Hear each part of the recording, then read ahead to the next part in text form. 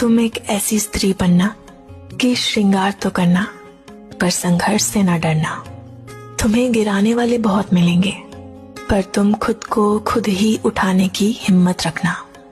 हाथों में तुम्हारे किसी का दिया फूल हो ना हो मगर खुद के कमाए पैसे जरूर रखना। इस दिखावे की दुनिया में अपने मन में ज्ञान का भंडार रखना।